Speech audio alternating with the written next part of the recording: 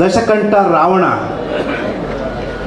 10 ತಲೆ ಅಂತ ಹೇಳ್ತಿದ್ರಲ್ಲ, ಆ ಥರದ 10 ಪಾತ್ರಗಳನ್ನು 10 ಜವಾಬ್ದಾರಿಗಳನ್ನು ಏಕ ವ್ಯಕ್ತಿ ನಿರ್ವಹಿಸುವ ಒಂದು ದೊಡ್ಡ ಶಕ್ತಿ ಸಾಮರ್ಥ್ಯ ಆಗಿ ನನಗೆ ಅವರು ಯಾವಾಗಲೂ ಕಾಣಿಸ್ತಾರೆ.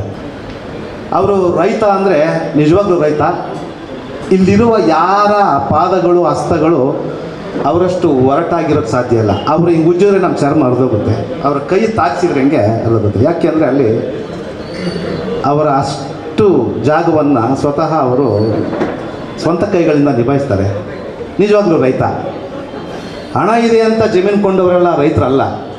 ಅವರು ಫಾರ್ಮ್ ಹೌಸ್ ಏನು ಹೆಸರಲ್ಲಿ ಸಮಯ ಸಿಕ್ಕಾಗ ಹೋಗಿ ಕುಡಿದು ತಿಂದು ಇನ್ನೇನು ಮೋಜು ಮಸ್ತಿ ಮಾಡಿ ಬರೋರೆಲ್ಲ ರೈತರು ಅಂತ ಹೇಳ್ಕೊತಾರೆ. ಆದರೆ ಅವರು ರೈತರಲ್ಲ, ಇವರು ನಿಜಕ್ಕೂ ರೈತರು. ಹಾಗೆ ಒಬ್ಬ ರಂಗಕರ್ಮಿ ಅಂದರೆ ಹೌದು, ಸಾಕ್ಷಿಯಾಗಿ ಅವರ ಮುದ್ದು ಶ್ರೀ ದೀಪ ನಮಗೆ ನಿಶ್ಚಯವಾಗಿ ಗೋಚರಿಸುತ್ತೆ. ನಿರಂತರವಾಗಿ ರಂಗಕರ್ಮಿಯಾಗಿ ರಂಗ ಚಟುವಟಿಕೆಗಳನ್ನು ನಾವು ನಡೆಸ್ತಾ ಬಂದಿದ್ದಾರೆ, ಅದು ನಿಜ.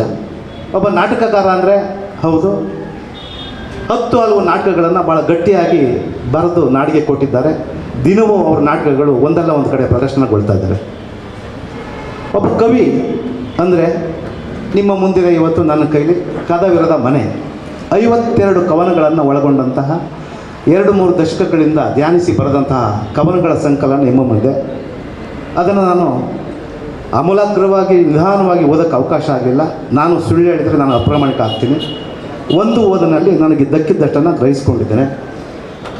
ಅವರ ಕವಿಯನ್ನು ಹೇಳೋದಕ್ಕೆ ಇದು ನಿಜವಾದ ಸಾಕ್ಷಿ. ಇನ್ನೊಂದು, ಮೇಡಮ್ನವರು ಮಾತಾಡಿದರು ಕಥಾ ಸಂಕಲನ. ಅವರು ಕತೆಗಳು ಅಂತ ಕರೆಯೋಕ್ಕಾಗಲ್ಲ, ಯಾಕೆಂದರೆ ಕತೆ ಅದು ಕಲ್ಪನೆಯಿಂದ ಮೂಡಿ ಬರುವಂಥದ್ದು. ಆದರೆ ಗೌಡರು ಅವರ ನಿಜ ಬದುಕಿನ ಘಟನೆಗಳನ್ನು ಇಟ್ಕೊಂಡು ಕಥೆಯನ್ನಾಗಿ ರೂಪಿಸಿದಂತೆ. ಒಬ್ಬ ಬದುಕಿನ, ಯಾವುದೇ ವ್ಯಕ್ತಿಯ ಬದುಕಿನ ಘಟನೆ ಇನ್ನೊಬ್ಬನಿಗೆ ಕಥೆಯೇ. ನನ್ನ ಬದುಕು ನಿಮಗೆ ದಾಟುವಾಗ ಅದು ಕಥೆಯೇ ಆಗಿಂದ್ರೆ ಕಥೆ ಅಂತ ಕರಿಬೋದು ಅಂತ ನಾನಾದರೂ ಭಾವಿಸ್ತೇನೆ. ಹೀಗೆ ಬೌರೇಗೌಡರು ಈ ಭಿನ್ನ ಸಾಮರ್ಥ್ಯಗಳನ್ನು ಸಾಧಿಸಿಕೊಂಡಂಥ ಒಬ್ಬ ಸಾಧಕ. ಅದಕ್ಕಾಗಿ ಅವರ ಕೃತಿಗಳನ್ನು ಮಾತಾಡುವ ಮೊದಲು ನಿಮ್ಮೆಲ್ಲರ ಪರವಾಗಿ ನನ್ನ ವೈಯಕ್ತಿಕವಾಗಿ ಅವರಿಗೆ ಅಭಿನಂದಿಸ್ತೀನಿ ನಾನು.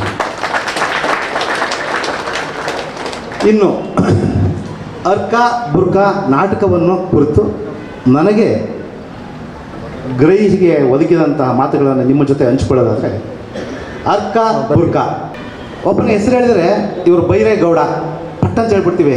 ಇವನು ಬೈರೇಗೌಡ ಕನ್ನಡದವನು, ಗೌಡರ ಜಾತಿಗೆ ಸೇರಿದವನು, ಇಲ್ಲೆಲ್ಲೋ ನಮ್ಮ ಹಳ್ಳಿಯವನು ಅಂತ. ಇನ್ಯಾವುದೋ ಶಾಸ್ತ್ರಿ ಅಂದ ಕೂಡಲೇ ಇವರು ಮೇಲ್ವರ್ಗದ ಜಾತಿಯಲ್ಲಿ ಹುಟ್ಟಿದವರು.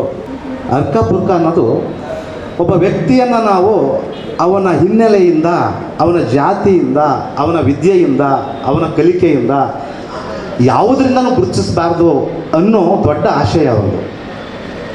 ಮನುಷ್ಯನನ್ನು ಮನುಷ್ಯನಾಗೇ ನೋಡಬೇಕು ಅಂತ, ಹಿನ್ನೆಲೆಯಿಂದ ಗುರುತಿಸೋದಲ್ಲ ಅಂತ. ನನಗಂಗೆ ಅನಿಸಿದೆ, ಅವ್ರಿಗಂಗೆ ಅನಿಸಿದೆಯೋ ನನಗೆ ಗೊತ್ತಿಲ್ಲ.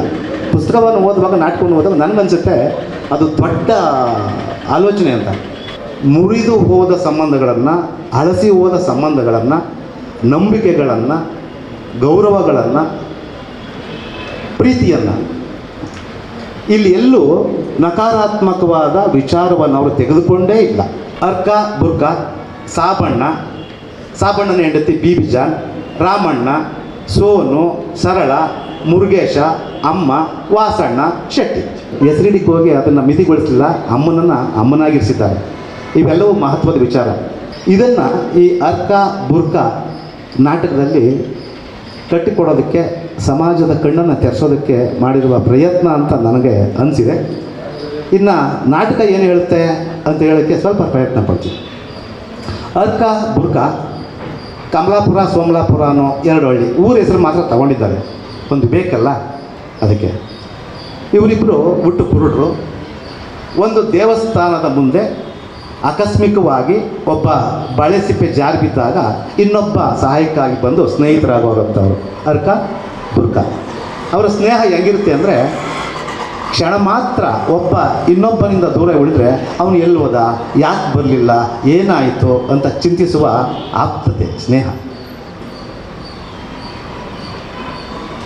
ಈ ಅರ್ಕ ಬುರ್ಕ ಹೀಗೆ ಒಬ್ಬರನ್ನೊಬ್ಬರು ಕ್ಷಣಕಾಲವೂ ಬಿಟ್ಟಿಲ್ಲದಂತಹ ಅವ್ರಿಗೆ ಸಿಕ್ಕುವ ಒಂದು ಒಣಕ ಮುರುಕು ಇದು ಬನ್ನು ಒಬ್ಬ ಇಲ್ಲದೆ ಇನ್ನೊಬ್ಬ ತಿನ್ನಲ್ಲ. ಅವನು ಬಂದ ಕೂಡಲೇ ಅರ್ಧ ಮುರಿದು ಒಬ್ಬನಿಗೆ ಕೊಟ್ಟು ತಾವು ಇಬ್ಬರು ಜೊತೆಯಾಗಿ ತಿನ್ನುವಂತಹ ಸ್ನೇಹ. ಹೀಗಿರುವಾಗ ಈ ಹುಟ್ಟು ಕುರುಡರಿಗೆ ಒಬ್ಬನಿಗೆ ಒಂದು ದಬ್ಬಳ ಸಿಗುತ್ತೆ. ದಬ್ಬಳ ಇಲ್ಲೊಂದು ಸಂಕೇತ ರೂಪ. ಸೂಜಿ ಅಥವಾ ದಬ್ಬಳ ಹರಿದು ಹೋದ ಅಥವಾ ಬೇರೆ ಬೇರೆ ಆದ ಎರಡು ತುಂಡುಗಳನ್ನು ಕೂಡಿಸುವಂಥ ಜೋಡಿಸುವಂಥ ಕೆಲಸ ಮಾಡ್ಬೋದು.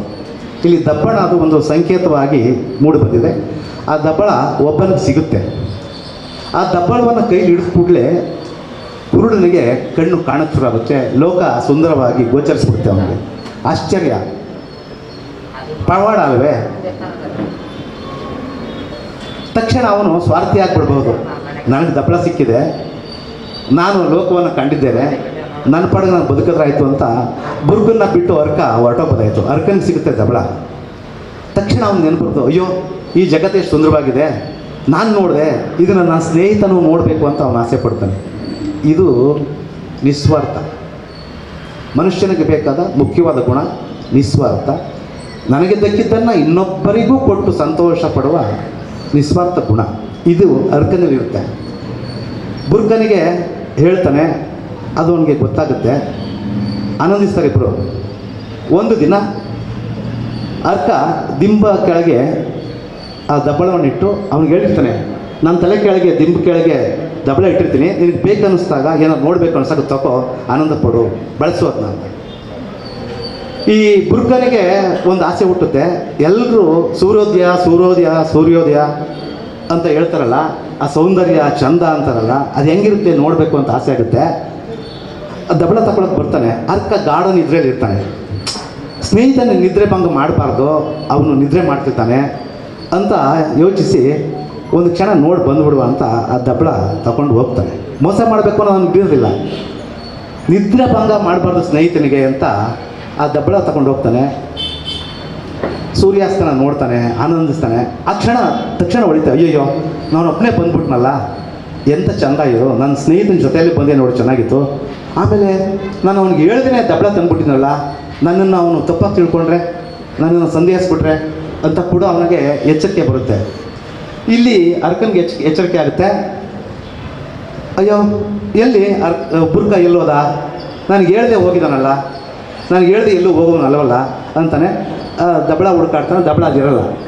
ಒಂದು ಕ್ಷಣಕ್ಕೆ ಅವನಿಗೆ ಅನಿಸ್ಬಿಡುತ್ತೆ, ಅಯ್ಯೋ ನನಗೆ ಮೋಸ ಮಾಡಿ ದಬ್ಬಳ ತಗೊಂಡು ಹೊರಟೋಗ್ಬಿಟ್ನಾ, ಈಗ ಮಾಡಬಾರ್ದಾಗಿತ್ತಲ್ಲ, ನಾನೇ ಅವನು ಕೊಡೋಕ್ಕೆ ರೆಡಿ ಇದ್ನಲ್ಲ, ನಾನು ಕೇಳಿದ್ರೆ ಅವನಿಗೆ ಕೊಟ್ಬಿಡ್ತಿದ್ನಲ್ಲ ಅಂತ ಸ್ವಲ್ಪ ಒಂದು ಕ್ಷಣ ಅವನು ವಿಚಲಿತನಾಗ್ತಾನೆ.